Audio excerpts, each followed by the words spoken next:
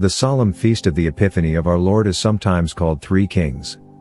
It is one of the oldest Christian feasts, and traditionally occurs on January 6th. It follows the 12 days of Christmas. Epiphany marks the end of the Christmas season for the Western Church. On the solemnity we remember the biblical event of the visit of the Magi, three kings, to the stable in Bethlehem following the birth of Jesus. In the Bible their story is recounted in the Gospel of Matthew chapter 2.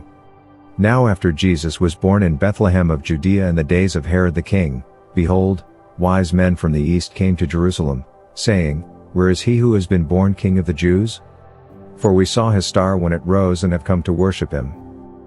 And going into the house they saw the child with Mary his mother, and they fell down and worshipped him.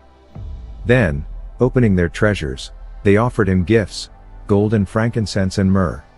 The three kings, Casper, Melchior, and Balthasar, and their arrival from the east bearing gifts of gold, frankincense and myrrh for the infant Jesus on this day. After seeing the brilliant star in the night sky announcing the birth of the Messiah, the three wise men or Magi followed the star which took them to Bethlehem. There they visited King Herod of Judea seeking information on where to find the newborn king. Not having heard of the arrival of the baby Jesus, and fearing the infant would be a threat to his position as king, Herod instructed the three wise men to seek out the location of the Christ child and return, to let him know where he was, so that Herod could visit and take him gifts as well. The Magi found the infant Jesus and honored the greatest of all kings as he lay in his crib in a humble stable, but they did not return to reveal his whereabouts to Herod. Instead, directed by God in a dream, they returned home by another route. With no information about the whereabouts of the Messiah, Herod proceeded to have his troops slaughter all infants under the age of 2 to remove the possible threat to his throne. But as we know, the baby Jesus escaped Herod's intentions. In the Eastern Orthodox Church, January 6th is celebrated as the Nativity of Christ, and instead of three kings, the Magi are depicted as 12 in number. But for Western Christians, the Magi are only 3 in number, with each representing one of the world's 3 main races: African, Asian, and European. Until the Magi's arrival, all characters in the Christmas story are Jewish, but with the arrival of three kings, we have the first indication that Jesus and his message are universal and that Christ arrived on earth to preach to the whole world.